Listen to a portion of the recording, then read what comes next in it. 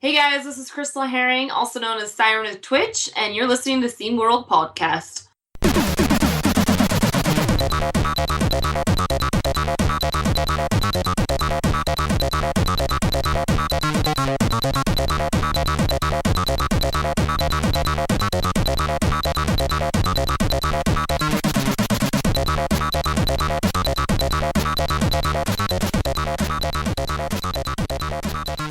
It's the Scene World Podcast. We're us, he's him, there's things.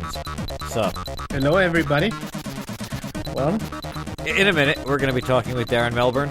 He is one of the creators, if actually the main creator of the C64 DTV, which, as everyone I'm sure knows, Jerry Ellsworth also worked on, and Robin Harbin, and all these other people.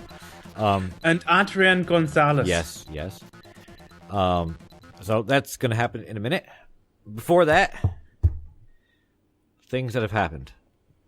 Yes, for example, we released the new issue of Scene World number 26. Yes.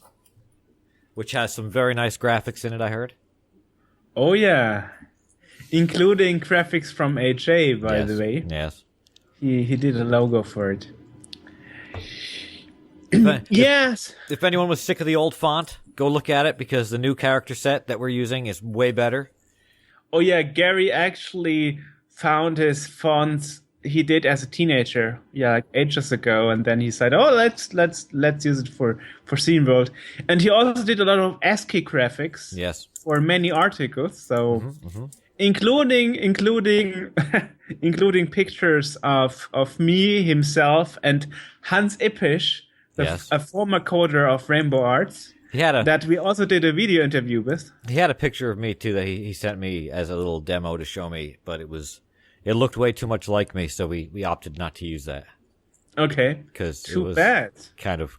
So if people want to see you, they have to go to our YouTube channel. Yes. That would be youtube.sceneworld.org and look at the video editions of some of our podcasts. Yes.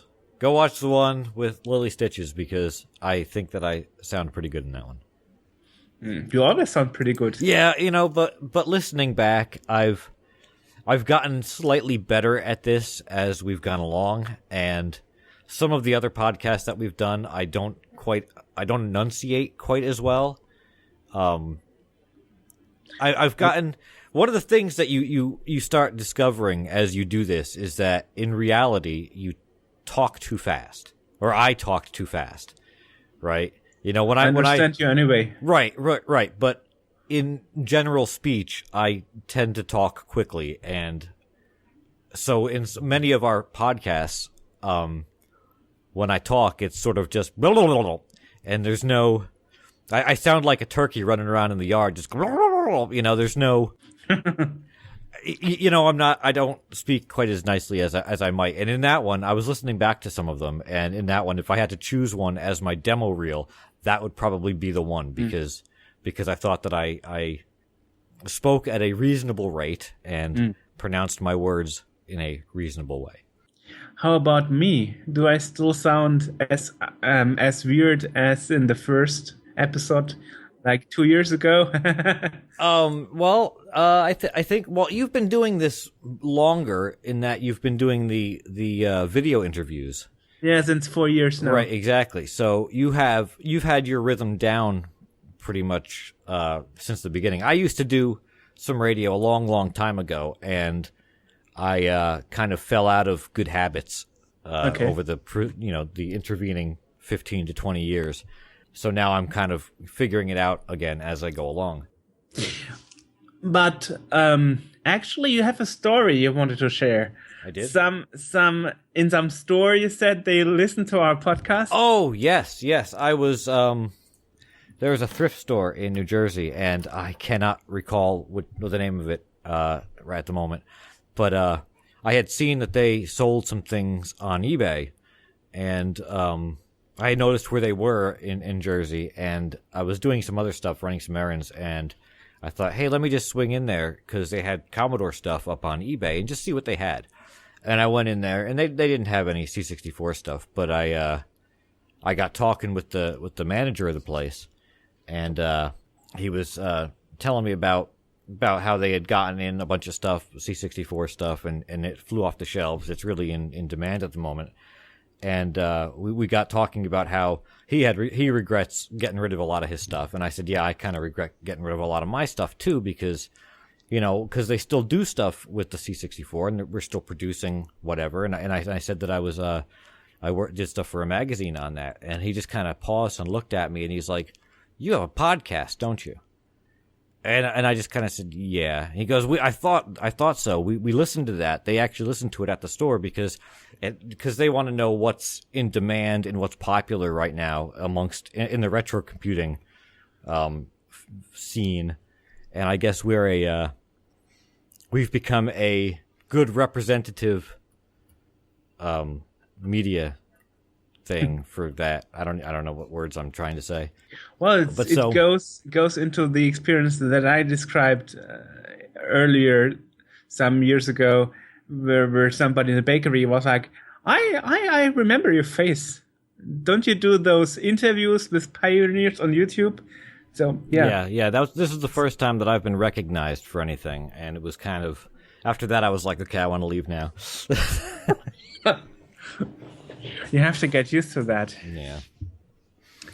Yeah. So last podcast, we talked to the two series, Karen Jacobson and Susan Bennett.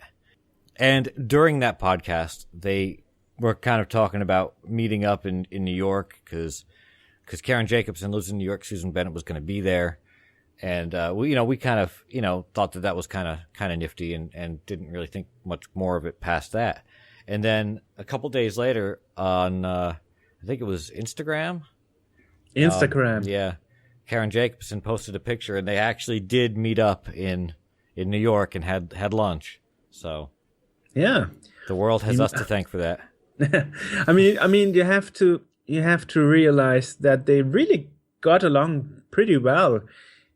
Not only during the interview, but also during the preparation, when we were discussing like what we do and in what way and when and how long, and they were totally agreeing to each other. Like, wow, it was kind of nifty that part of the interview kind of just turned into a conversation. Them having a conversation, and we were just sort of like, we're still here. Yeah. Yes. But that's cool. And since then, actually, Karen Jacobson has a new book called Recalculate: Directions for Driving Performance Success that came out in the middle of April. I don't think that we plugged it on the podcast for some inexplicable reason. Well, I didn't know it. Well, yeah. It was going to be released, actually. Right. So let's plug it now. Go to thegpsgirl.com and check it out. If you sign up for the newsletter, you get a free chapter of the book. So everyone go and do that and nice. Check that out. Yeah. So other news we have is actually that also not only released a new issue, but also we got now improved interface for the online version. So now you can even click on the buttons. Yes. For example, if you're on a mobile device. And HA found out that the web browser that works at the moment, but it's still pretty slow, is the Puffin browser. Yeah, if you're on iOS. I don't know about Android, but iOS... It's the same on Android. Okay. Yeah. The best one to use for that is Puffin browser. It's still slow, but they are working on improving the JavaScript and making it faster. So it's just a question of time when it's getting close to real-time speed, just for you to know. And before we had that interface, the problem was there was no possibility to actually pass the fast loader question. Do you want to have the fast loader, yes or no? Because that wouldn't work. So now you actually can operate it on a mobile device as well. Or you can still click in the window and say, let the window take over the mouse, and then you can still use the mouse to go around. This is part of the ongoing redesign of both of that, and also our main page, sceneworld.org, is there's some incremental changes to it that have been going on since we swapped over to scene.org. Yes, So we found a nice guy named Menno who actually had a C64 as a childhood, and he said he would like to help to improve our page. So, for example, one change is that we are now part of the Commodore 64 banner exchange. So maybe you're listening to us because you got it from that banner exchange when you were on another C64 site that was also part of the banner exchange. Mm-hmm.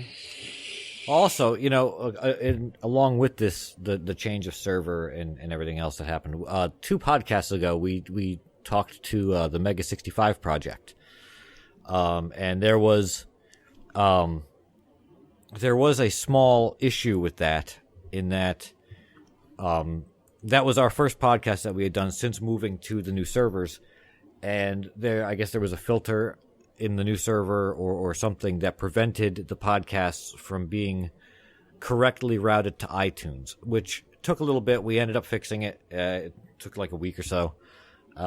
Exactly. It took a week. Yeah. But if you're an iTunes subscriber and the Mega 65 podcast did not download, try it again, and it's fine now. And it was fine pretty quickly after that. So there shouldn't have been an issue for most people, but if there was, then try again. Yeah, I mean, that's a pretty good thing about scene.org. If you have any problem, you can just email them and wait a bit, and then it's fixed. Yeah. Yes. So you see a lot of changes in the last month. Right. What else actually? Oh yeah. So I'm actually organizing the interviews that I'm going to have for Scene World at Gamescom, and so far there are 2 good news I can already mention. Dave Lowe will be at the Gamescom, and I don't know if we mentioned it. If we mentioned it before, I don't think we did. So he will have a booth at the retro area. So if you have time in August, come to Cologne, Germany, and have a look. Cool. Yeah, if you can still get a ticket, that's a thing, because tickets are always sold out pretty fast, but you can still get tickets on eBay and other places. So. And if not, keep an eye on our YouTube channel, because I'm sure Joerg will be taking all kinds of video and all sorts of stuff, and we'll have a cacophony of video and interviews and stuff to put up after that. Oh yeah, I mean the funny thing was that the last Gamescom, I was the guy with the laptop, so everybody was there from the retro area with his SD cards and USB sticks, and like, oh, could you copy this over for me? And then I was asking like, hey, could we use this for our show? And they were like, sure, no problem. So yeah. So it's not all our material. Some of that material were taken by other people. Yep. But we credited them all, and we linked to all their pages and projects. So thank you again. It's going to be a fun summer of stuff. I mean, it's May right now. And when is Gamescom? Gamescom is in August. Let's see. Okay. Let's see. Gamescom Cologne. Yeah. Gamescom-cologne.com is actually the English homepage. Mm-hmm. And Gamescom is from August the 17th to the 21st. Okay. Yeah. Yeah. So 17th is for business people. And 18th to 21st is for everybody. This is going to be an interesting. We're gearing up. It's not quite summer yet, and we're getting ready for this season of cons and stuff. So late August is Gamescom. September we've got a video game con. That's 10th and 11th of September. Also, 10th and 11th of September is going to be ECCC in Chicago, the Commodore Expo that they have every year there, which I won't be at because I'll be at a video game con. But I hope Oliver will write a report for it. Yes. And I know some other people that'll be there. Pretty sure he will. Yeah, I know some other people that'll be there, so it'll be it'll be fun. It'll be interesting. I would love to go to that. I keep thinking about going to that every year, and I thought this year could be the one, and then I got the date, and it was like, oh God, it's always got to be on a weekend that something else is happening. Well, but given that you were so surprised that it was so successful the last year, I'm sure you look forward to this year. I am actually very much looking forward to a video game con this year, because last year was the first con that I've ever actually gone to. I've never done one before, because I don't have the motivation to do this stuff. It's you got to get up, you got to go somewhere. God, most of the time it's like, if I can just take a nap, I'm cool. But this was, I going out and going to the con, and it was fun, but I didn't know what to expect at the time. So I went out with my brother, and we had our phones, and I had a GoPro in my pocket that I never used.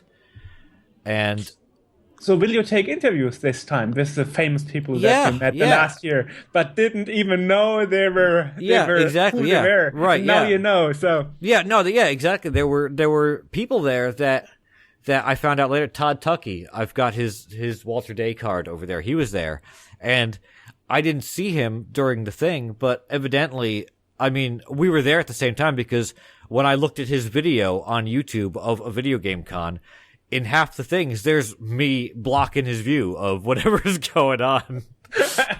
So yeah, you just have to ask Billy Mitchell, and he can show you around. Yeah, if he's going to be, I don't know if he's going to be there this year. Or Ricky Knuckles. He'll be there. He will probably be there, because he will provide all the arcade machines. Right, yeah. And it'll be, again, having a better idea of what's going to be there, and having done this before a year, it'll be sort of, I'll have a better idea of what to look for. And again, when we went there, I felt weird filming stuff, because people were walking around and doing things, and whenever there was a video of a girl doing there was a Nintendo a Tetris made of Legos. The controller was Legos, and there was someone sitting there. And of course, every time that we did a video, I was like, "Do you mind if we take a video of you doing this?" But I felt so weird asking people and then videoing, stuff that was going on, even though no one had a problem with it, and everyone was like, "Yeah, take videos, that's great." It was like, it felt weird just kind of standing there amongst a throng of people with my phone out, like taking a video like a doof. But interestingly, Paul Solomon, who actually organized the thing, he said it's one of the best video reports of this thing. Glad to hear it. So he liked it. Yeah. He actually plugged it. Cool. On his Facebook and stuff. Yeah, I enjoyed it. I liked. I thought we got some. It was just a little bit shaky, the video, because, again, I was kind of whipping around real quick to try to get the video and put my phone down, because I didn't want people to think like I was creeping on them taking videos. It just. So this year we will get some more footage and some interviews, some steadier footage. And some interviews with some famous people. Right. I guess you will be announced again, like SeaWorld will be at a video game con. Maybe. Yeah. Like last year. Who knows?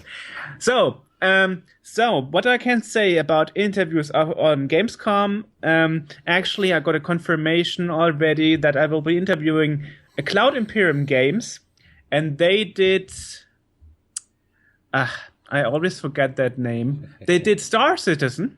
They're actually doing Star Citizen. Yeah. The game that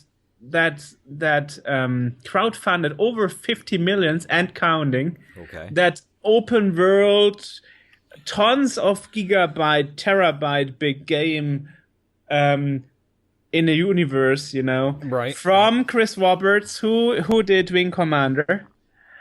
And what's it? What's the game? Is it closer to what's it like? Is it like an Elite sort of thing, or is it like an EVE Online sort of thing? Wing Commander, like I said. Yeah. Well, that's closer to Elite, I would think. Yeah, kind of. Yeah, but you can even go to planets and stuff. So right. It's like an open world space game, and there are some people in the industry like Derek Smart who think it's impossible to do. Is it single player or? Well, everything. Multiplayer, single player. whatever you like. Okay.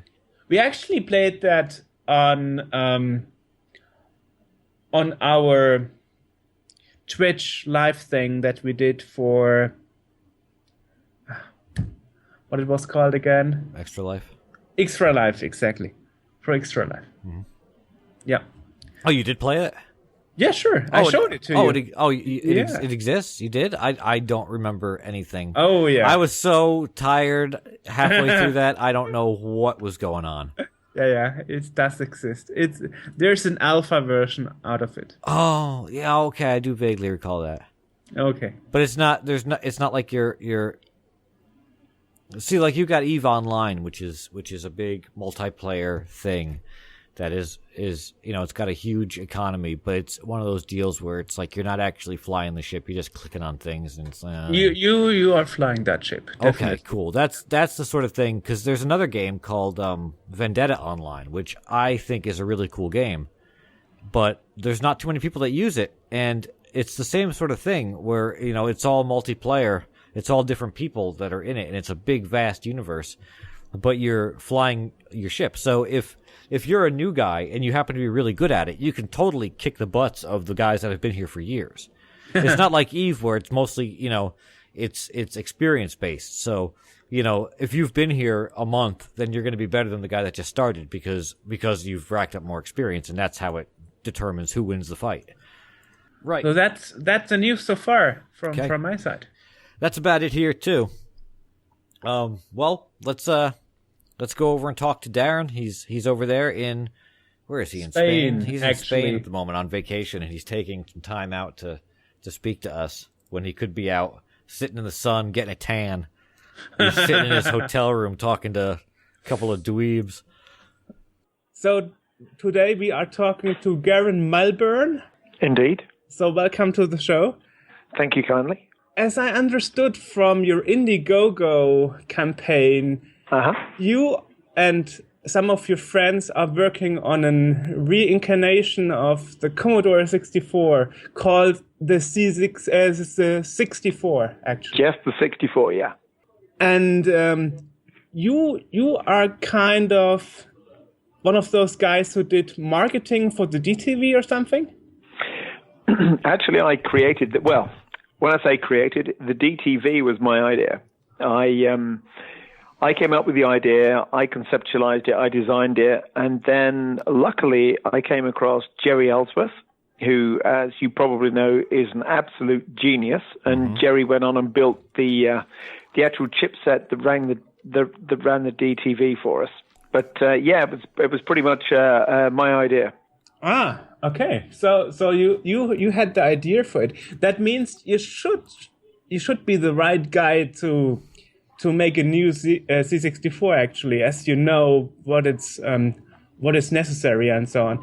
So let me get you to ask you this question: how did you actually get the idea for the DTV? Maybe let's start with that first. Actually, the idea for the DTV came because I'll take a step back from that. Myself and my business partner, a guy called Paul Googe, who I've been working with for 16 plus years now. Paul and I actually wanted to create the C64 as a mobile telephone. So our original idea was to license the chipset from Tulip Computers in Holland, who owned the Commodore brand at the time. And we wanted to shrink everything down and create a chipset to put inside mobile phones. If you remember, mobile phones back 15 years ago were monochrome, and they were pretty rudimentary. They were very simplistic. And we thought that we could put a 64 inside a mobile phone and give people access to something like they'd never seen before. So it would have been a very early iPhone was our idea. It transpired that was a lot more difficult than we had hoped. To create the 64 as a single chip was a very, very big task. Far too big for it to go into a mobile phone. And as such, we took a lot longer to create the system than we hoped, and it ended up inside the joystick straight to TV DTV product that actually got released. And that product was a pretty big success as far as those things go. Well, yeah, I guess commercially, or it was a big success for some people. What actually happened was that we worked with Jerry on the actual design. I licensed all of the software for it.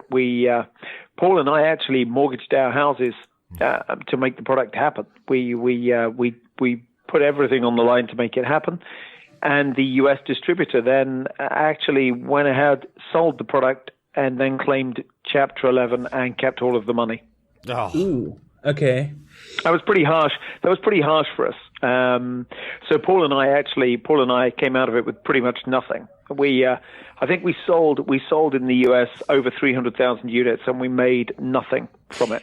Oh, Actually, I had an interview with Jerry Ellsworth too via Skype video, and we also talked about the DTV, and she told me to not get too deep into it, but just to go around the edges. She told me that actually it was first sold in QVC on the television, and That's it correct. was mostly sold to Europe because the Europeans heard you could actually modify the joystick to attach real hardware to it. That's because Jerry is such an absolute genius. And honestly, I would love to claim that was all me, but actually most of that was down to Jerry.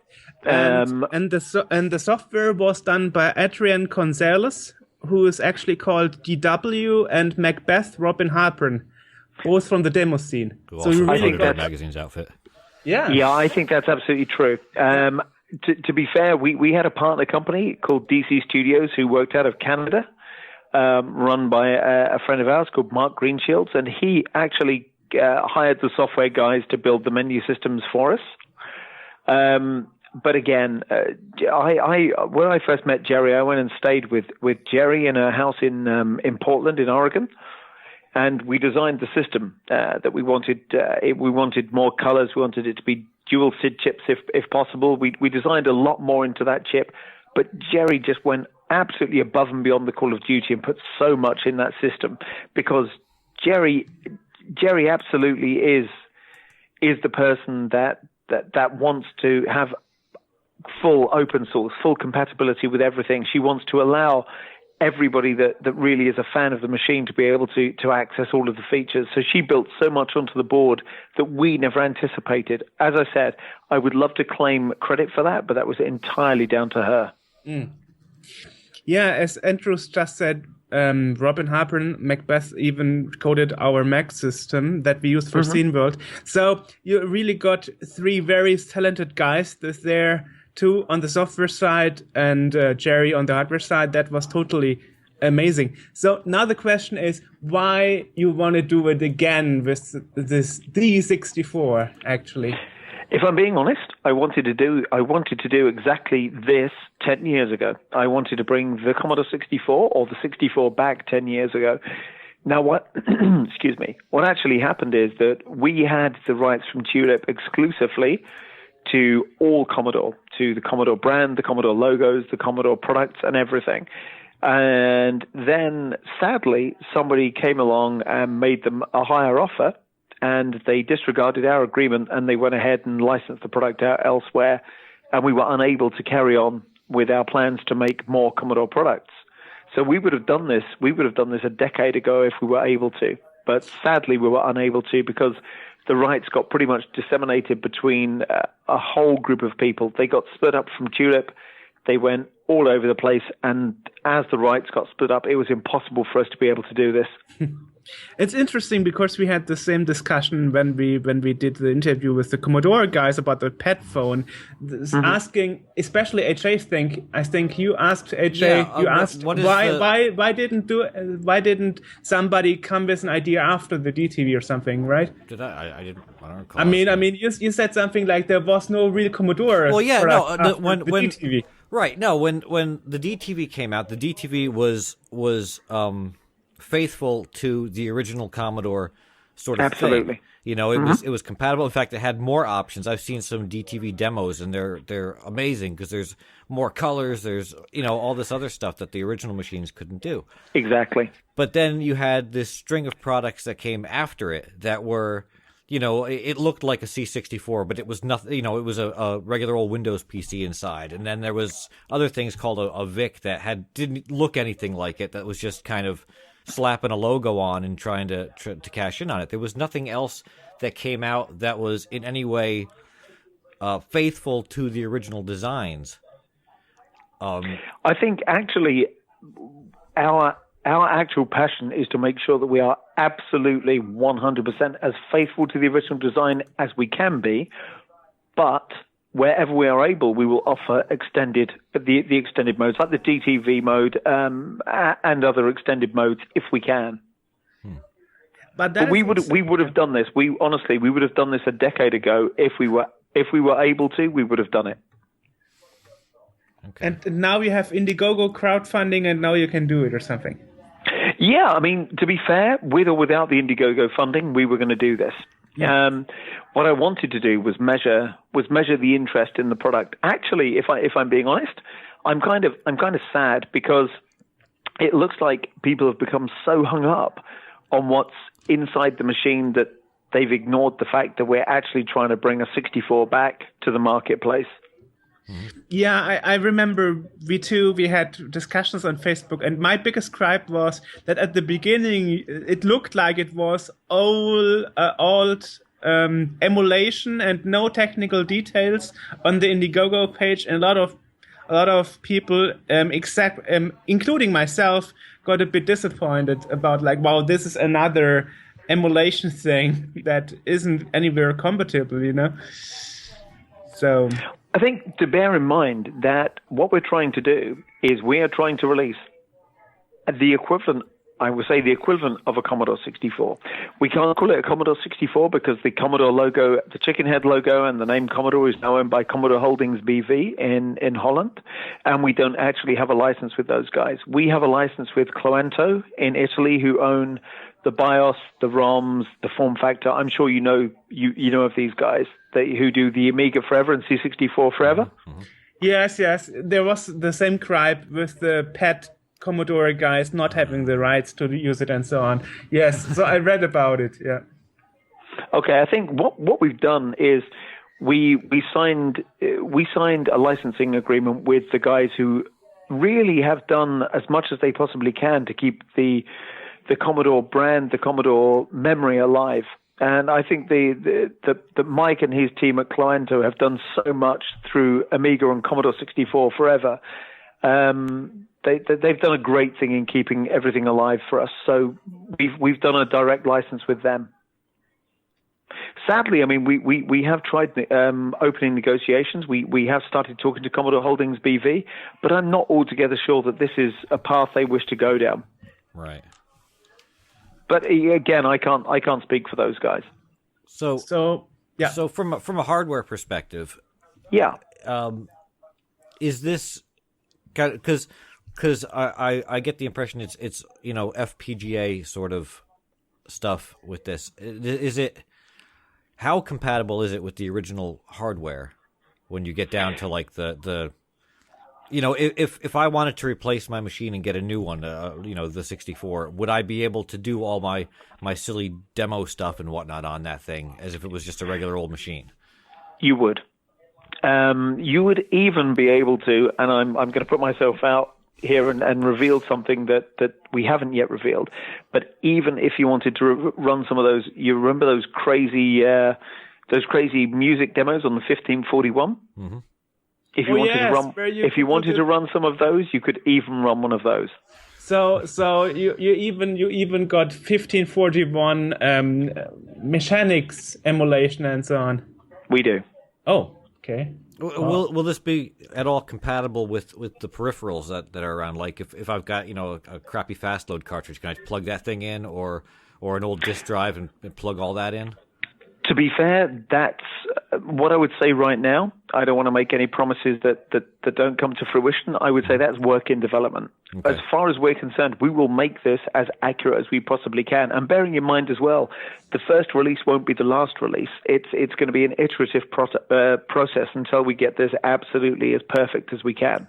So you will have kind of a firmware update to make it more compatible on the way you go? Absolutely, yes. Okay. because that is actually the problem that the DTV had. That the DTV had a color problem in the first PAL revision, and then there was a second revision and a third PAL revision that had correct colors. Correct. So because they did the wiring wrong in the Chinese factory, I think we should link to that video interview with Jerry, because she reveals all the production problems. Well, that means if you have a production problem and it can be fixed by software, that you actually will supply firmware updates to it, and so that means the computer will be more compatible the more you develop on that side. Absolutely. I mean, honestly, this for us is a long-term project. This isn't just a one-off thing. The DTV for us would have been a much longer-term project if the distribution company in the US hadn't gone bust. We would have carried on for many years. Okay. This project is absolutely born out of, I would say it's born out of an absolute passion that we have for the C64. My entire career started on the C64, and I've never ever lost my love for the machine ever. If you don't mind the question, how did it start with the Commodore, your career? It started because when I was still at school, I don't know if you're familiar with or you remember a software company in the UK called Anirog, which became Anco. They did a lot of early C64 product, but also they're probably best known for their Kickoff brand. Okay, so they were our local software company. They were in a town near us. We used to hang around there when we were kids. And literally, we just started trying to work out how to build games on the C64. In fact, if I'm being honest, I had a Spectrum at the time, and I saw a game called Falcon Patrol, if you remember that. Oh, yes. And I saw scrolling, I saw sprites, I heard the music on that, and I heard the music on a game called Kilowatt, which was Ben Dalglish and Tony Crowther. Mm-hmm. And it absolutely blew me away. And that was it. From that moment on, I was pretty much hooked on the 64. I see. And then you code a software for it? Very badly. I was never a good coder, if I'm being honest. I never progressed much beyond basic, to be honest. My machine coding was very, very poor. But I was friends with a lot of people that actually were really, really good. In my career since then, obviously I've gone through. I've spent a lot of time with a lot of fantastic people, such as John Hare from Sensible Software. Oh, sure. Yeah, sure. Yeah, I'm good friends with John, and we were talking about this project just recently. John and I were talking about this project recently, and he supports what we're doing now. He loves the 64 still. Doesn't everybody still love the 64? It's good to know, because the first reaction on Indiegogo and on the Facebook page wasn't so positive. You heard that. Yeah, do you know what? Again, I pretty much knew that was going to happen. It happened to me the first time around with the DTV. It happened the first time around. There were a lot of negative comments until people got behind it. Do you know what I was really disappointed at? Is the amount of support that the Vega got compared to the 64. I can't believe the Spectrum users came out in such massive support. Yeah, I think there's a real kind of almost a snobbery amongst the C64. I think you're right. Fan base, where if it doesn't have the original chips, if it doesn't have all the little mistakes that Commodore made in the the design of it, then it doesn't count. But a lot of this stuff, we've seen products like the 64 Reloaded, which is a new motherboard, but you still need the old chips. And there's a finite number of like SID chips in the world, and they're getting less. Absolutely. And at some point, it's these machines. There isn't going to be enough of them around to make. If something breaks on yours, you're not going to be able to find these parts at some point. No. And so it really comes down to this, because I think we've surpassed the technology to make those chips, and it would cost way more money to go back and like remake them. We don't have that technology anymore. I have to be honest with you. When we were building the DTV originally, we mistakenly thought it would be easy to take basically technology from 1980, let me think, 81, 82, when it was originally designed and put together. We thought it would be easy to find somebody to convert that onto a single chip that would work inside a phone or a joystick. It was an absolute nightmare. It was so difficult. We were being quoted. Well, seriously, we were being quoted 7-figure sums to convert this chipset to a single chip, and obviously we didn't have the money to do that. And then Jerry came out of nowhere and said that she could do it, and we were skeptical. And as I said, I went to meet Jerry, and she is absolutely a genius off the scale. She is and not only that, she's passionate, and that's why it worked, because she's passionate about what she does. Very, very clever, very intelligent, very funny, and very passionate, and that's what made it work. Right now, it would be so difficult to get that again. Jerry is tied up on another project. I don't know if you speak to Jerry regularly, but she's tied up on her VR project now. So for us to find someone else to take over and convert that chipset into a single chip, honestly, it's really a nightmare to do. It can be done, but it's very, very difficult. Right. But the main problem here with the DTV was, and that will be the problem still, is, as you said, it's really hard to reproduce the chip or to make the chips into one chip. Mm-hmm. And the hardest one to actually reproduce or emulate is the SID chip. Of course. And I know the SID chip in the DTV has no filters whatsoever. So, and I just read an article last week that now, after 34 years, somebody made it possible to reproduce the SID 8580, that newer SID called SwinSID Revision 3, and that's a copy of the SID chip. Mm-hmm. That's the first time after 34 years that somebody actually managed to make a almost 100% copy of the SID chip, at least newer version. Isn't it astonishing that something that Bob Yanez did all those years ago has taken now before someone can recreate it? Yeah. So that was my next question, actually. What do you plan to do about that? Because that is, as I said, a work to emulate the SID chip or to reproduce it and make it sound right. Mm-hmm. It's something that has taken somebody like 34 years. So do you have any idea how to make that happen? We do, but that's a question for our CTO. And again, I'm having to be really, really cautious right now because our CTO is extricating himself from a previous engagement. Let's just put it that way, guys. Okay. But as soon as I can reveal who our CTO is and he can speak more freely, then he can tell you how he's going to approach the SID chip. But it is something he's thinking about. Mm.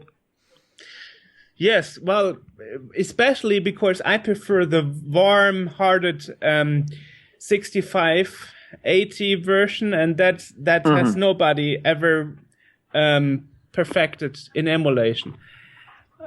So that will be pretty hard. So I'm very interested to see how you are going to do that. Actually, what I would say is we'll get it as close as we can, but again, the first revision will not be the final. It'll be, and we will just keep working at this until we get it right. I guess the reason why AJ asked that with the compatibility about the peripherals and so on was originally you announced on the Indiegogo page that maybe it will hopefully have an expansion port. So you were a bit careful at the beginning. Yeah, there will basically. The machine we're building now, obviously, it can't have all the same ports and connectors as the original 64. As you've already identified yourselves, just these things are unavailable. They're difficult to get. They're expensive now. But what we are doing is we're creating peripherals ourselves that will allow for you to connect your original joysticks, your original peripherals to the machine. Excuse me. Some kind of adapter or something? Yeah, absolutely. Yes. We want to make it as I guess as compatible with the old hardware, the old peripherals as possible. Okay, and it comes in, and you're looking to make two different form factors. One which is the full the bread box looking keyboard, and another one which is a handheld device. Yeah, do you know what? There was a lot of debate internally, and I was the guy who was saying, "Hey, don't do the handheld. Everybody's going to want the bread box." I've been proved so wrong because everybody now wants the handheld. Really? Yeah, Okay. I figured everybody would want the good old 64, the bread box, because that's what I want. Mm-hmm. If I could go into a shop now and buy that, I'd buy it tomorrow. But honestly, we've had so much demand, we've had so much feedback on the handheld. That's been in fact, that's fantastic. Really, it shows that people are really interested in progressing the 64 and moving it forwards, which is fabulous. Well, I have to say I'm with you here because I'm using a Dingo emulator if I wanna do C64. A what emulator? A Dingo Digital, which is like #1 emulator from China for Commodore 64 and other handhelds. So I wouldn't need to buy another C64 handheld to be serious.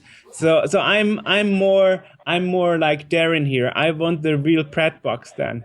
Yeah, that's exactly it. That's why. Do you know what? Honestly, as well, I set out wanting to do this again because when I speak to my older two children, and when we talk about computing, they look at me and they glaze over. They've got no idea. Honestly, I put them in front of a 64 and they are clueless. And that's actually quite scary because we live now in such a huge digital age and people have lost the ability to program on a base level. To program in BASIC or to understand computers on a basic level has just been lost. And I think that if we can bring the old bread box back to the masses, really, then people could learn to program again like we all did. As I said, I wasn't brilliant at coding, but I knew how to program in BASIC, as I guess we all did. And I wouldn't have been able to learn these things without a Commodore 64 or a Spectrum or a BBC or an Amstrad. Right. Well, now everything is kind of just handed to you. It's like, here's a computer, you can do all this. With those, you would get them, you turn it on and be like, all right, well, if I want to do something, I got to figure out how to make it. Exactly. You had to read the manual. Yeah. You turned it on, it was best of luck, guys. Good luck now. Exactly, yeah. Uh-huh. But do you know what? That was so much more exciting. Yeah. It really was. I mean, I was talking to somebody just recently and said that when I first turned on a C64 and I had that blue screen, it just looked at me and it gave me nothing. And I literally, from that moment on, had to learn what I was doing. That is so much better than turning on a console. Right. Yeah, it's funny too because I see a lot of software reviews for stuff, current software, and people are always complaining it doesn't do this or that, or they're complaining about the software company. Well, back then, if I had a piece of software that didn't do what I wanted it to do, well, I'm going to fix it. Absolutely. It had that kind of openness about it where it's like, you don't complain about a lack of features, you just fix it. It was in many respects. I've read a book recently called Commodore, A Company on the Edge by Brian Bagnall. It's very much famous book. Yeah, it's fabulous. I mean, it very much was. It was like the Wild West. You learn as you went along, and pretty much we were learning as were the guys who were creating the things. It's only reading that book that you realize, while we're sitting in our homes in Europe playing with these things for the first time, these guys actually didn't know what they were doing either. They were inventing it as they went along. Have you guys read that book? Oh, yes, of course. I mean, I paid like 60 euros to get it imported into Europe, and it was really hard to get it because like 2005, it was like, first time getting a book from abroad, and oh my God, it was crazy expensive. And 2 years later, Amazon Germany sold it too, and it was like, okay, so if I had waited 2 years longer, I would have gotten it cheaper, but I wanted to get it first day it was released. So yeah, it's well worth reading. It's a great book. And Brian actually works on the second book right now. Oh, the Amiga years? Yes, exactly. Excellent. Yeah. So seems you know what you're doing. Hopefully. Well, hopefully, guys. I've been thinking about this for a very long time. I've been working with the 64 for 30 plus years now. Mm-hmm. So now the question is, if I don't have the 65 euros to get the whole package, to participate in the Indiegogo or the 150 euros for the console version, can I get it in the stores afterwards, like the DTV? Of course you can. Yes, you can. Yeah. If I'm being brutally honest, the Indiegogo campaign for us was to find out what kind of interest, what kind of level of interest we could get. Whatever happens, this machine is going to happen. Okay. So, unlike a lot of these things, if they're not fully funded, it never happens. We made the DTV, we bought that out. This will happen. So this will get a full this will get a full retail release as soon as we possibly can. So whatever happens, yes, you will be able to buy it as a full retail product. Okay. So that means if I don't have the money or I'm not decided yet, I can still make up my mind later. Do we have any idea on pricing for the final product? Oh gosh, now you're putting me under the spotlight. Can I remain a bit woolly on that? We're still trying to lock that down. I mean, we're doing our very best to keep it as cheap as we possibly can. I mean, again, this is not the kind of thing that we're doing for anybody to get fabulously wealthy or anything else. This is a passion product like most 64-based products. So we'll do it as cheap as we can. We'll bring it out as cheap as we can. And, I've made the comment before that a lot of times there's, if you look online at eBay or Craigslist or whatever, and you look at even used systems that are, missing 8 keys and they look like they've been run over 8 times, these things are going for like $300-400. Yes, they are. And you don't know if the thing's even going to work. You might get it and it's going to blow up next week. Correct. So, even if it's, more on the expensive side, if I had to replace my machine, I would rather have something that I know is going to last 10 years down the road than something that might explode tomorrow. Well, fingers crossed it won't explode tomorrow.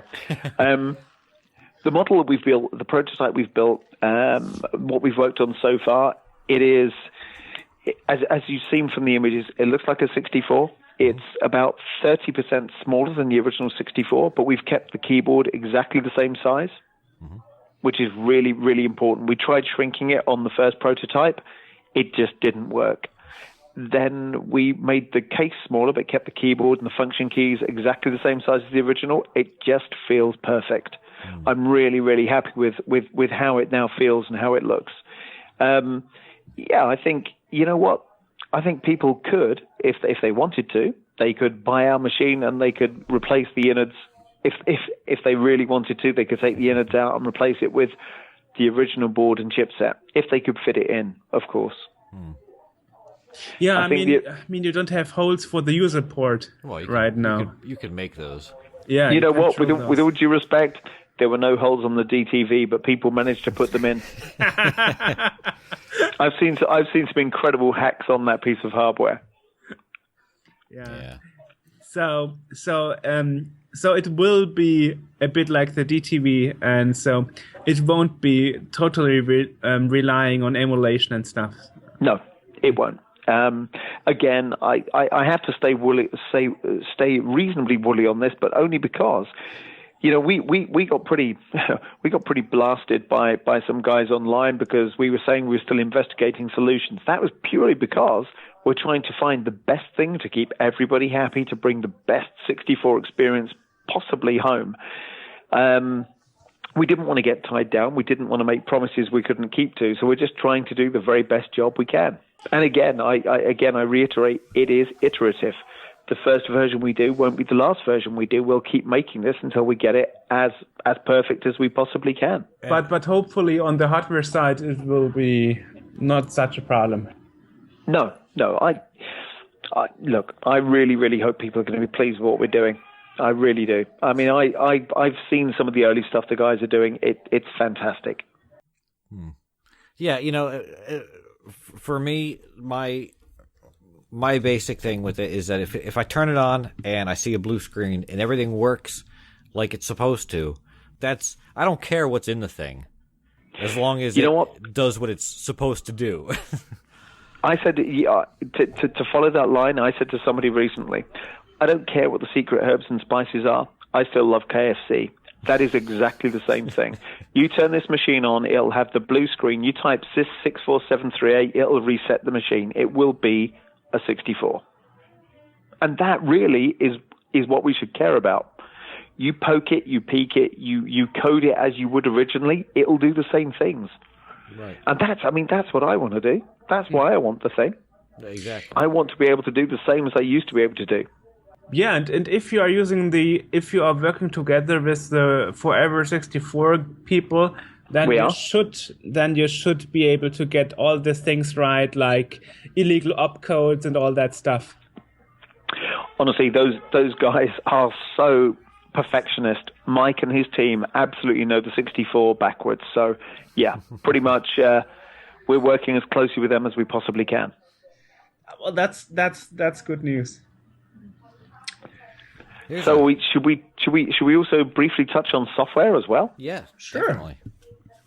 So okay, we are commissioning new products. We are licensing old products. We are even licensing sequels to some of the biggest games from the past. Test drive. So what I would say, watch this space, watch and see what we're going to do. But there's some pretty big stuff coming. Okay. As I said, I've been in the video games industry for all of my entire career, so I'm pretty used to games. I'm used to licensing games and building games. So there's some good things on the way. That was actually the good thing about the DTV. The games that were in the machine were pretty decent, actually. Thank you. For the most part, yeah. Yeah. I mean, you got some games like California games event, summer games, and games. I mean.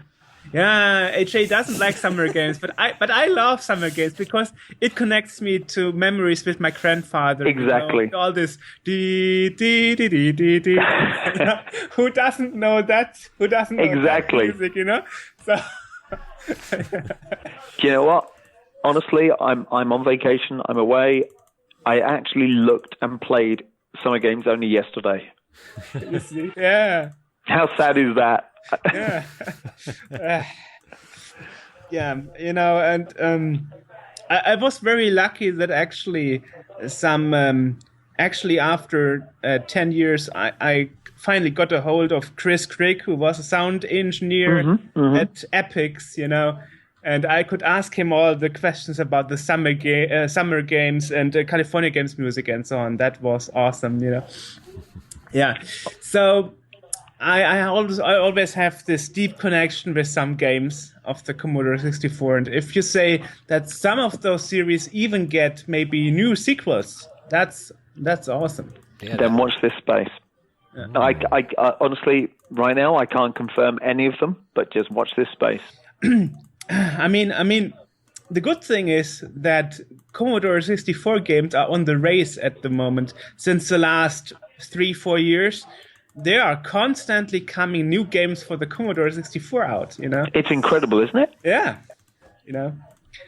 Even now, I mean, I've seen, in fact, more than the games as well. There are some incredible games coming, but some of the demos that are out now are just incredible. I was looking at some of the stuff just recently, some of the new 2016 demos. I don't know how some of those things are done. I really just look at them in awe. Some of these guys are just unbelievable in what they can do. Yeah, you know, I am a demo coder, and in looking at some of this stuff, I haven't really done it actively for quite a while, and then looking at this stuff, I just recently got back into it. I have no idea what they're doing. I don't know how it's done. It shouldn't be. They shouldn't be able to do it. Exactly. You know, I got used to taking out top and bottom borders, and then I got used to the side borders coming out. But some of the stuff they're doing now, sure, the Commodore 64 can't do that. So how are they doing it? Right.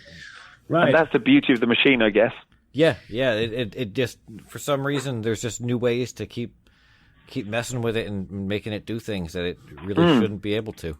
Well, if you think about the construction of the VIC-2, the 6502, and the 6502 itself, you think about the construction of the hardware inside the 64. Nobody knew that it could do the things that it's now doing. Yeah, even not the people who invented that. No, They didn't have an idea. No, seriously. When they built the VIC-2 and they put hardware sprites, they didn't realize that multiplexers were going to come. They didn't realize that people were going to take the borders out. And they wouldn't have thought it was possible. Yeah. Man. And to be fair, 25 years ago, we wouldn't have thought it was possible either. That's true. Well, if you look at the development in history of the DTV, we're quite lucky because even the Vice team made a special DTV That's how I was able to watch version. a demo. Yeah. I know, aren't they great?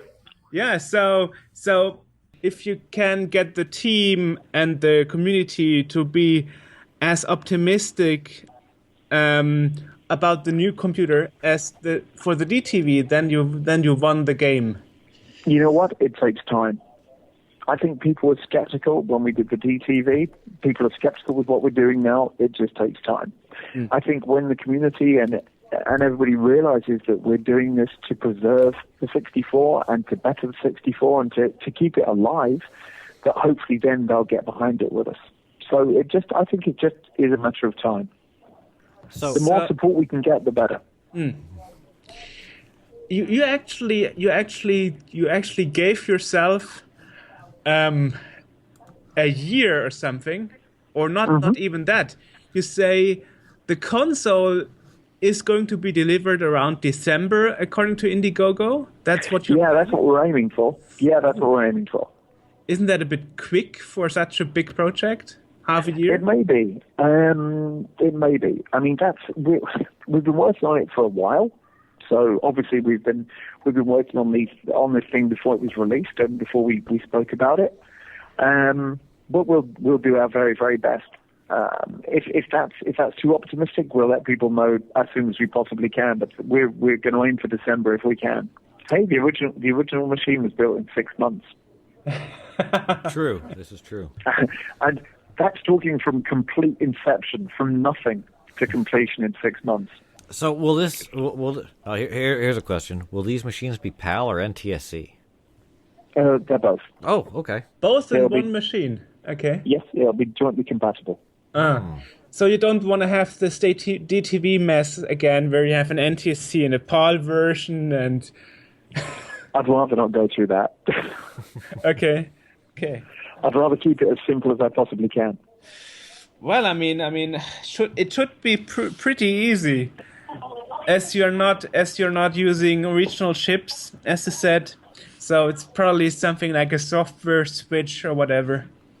Exactly, something that was quite difficult back in the day is actually quite straightforward now. In fact, that's one of the few things that is straightforward now. It's actually quite good that you put so much thought behind all that stuff to make sure that. Well, we've tried to. I mean, at the end of the day, everybody involved in this, I guess everybody involved in this project has been around computing and gaming for 20 or 30 years. So we're very used to the subject, we're very used to the machines, we're very passionate about the machines, and we know them backwards by now. So yeah, we've put quite a lot of thought into what we're doing. So now we spoke a lot about the console version. What can you tell us about the handheld version?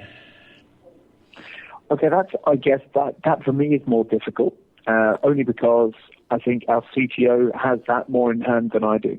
Oh. It's his passion project, if you will. It's something he is absolutely, he's more determined to get that product released than anything else. Where Okay. I was more determined to bring the computer back, he was really determined to bring the handheld to market. And as I said, I was quite skeptical about that, and I've been proved very wrong. Okay. It also looks fantastic. The work he's doing is fantastic on that. Yeah, it's just a bit a different approach, especially you have to, since it's a different form factor. I mean, you cannot put the original plugs on it, so. No, it's a completely new form factor. It's been designed from new. Okay. Well, I guess we got it covered so far, pretty Yeah, so much. where can people go to find out about the 64 and what you're doing with it? They can look at the Indiegogo page, or they can look at the 64computer.com. And we will post links to those in the podcast description so people can click and check it out. Very kind. Well, guys, thank you so much for the call. Yeah, thank thanks you for talking to sitting with us. us. Yeah. No, it's been a pleasure speaking to you both. So that was Darren Melbourne, the creator of the DTV and the and now the driving force behind the C64 computer. If you want to follow him or check this out, it's the website is the64.computer. You can also find it at facebook.com/the64computer, twitter.com the64computer, youtube.com/channel. I will link to this because it's long and has many things in it. And Exactly. Yeah. there's also the Indiegogo is going on right now. That is Indiegogo.com/projects/C-64- No, you're wrong. You're computer wrong. and You're wrong.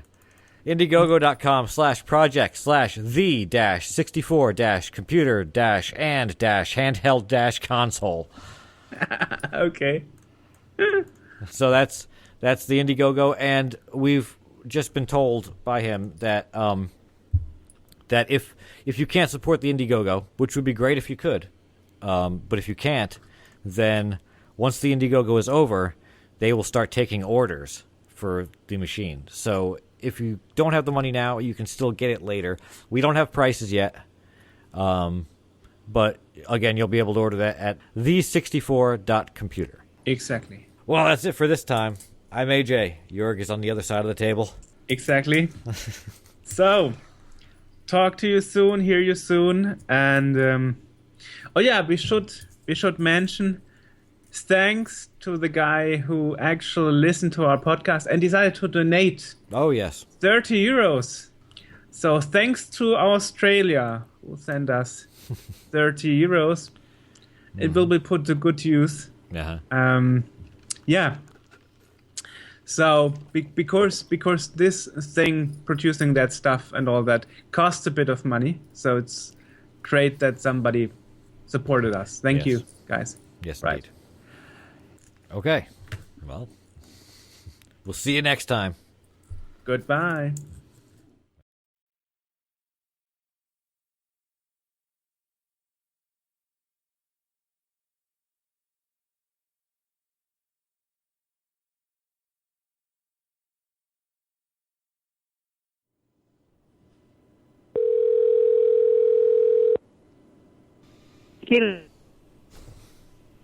The hell is that? Hello?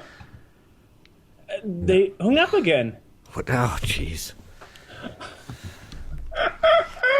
This is going well. This is Wonderful. getting off to a great start already.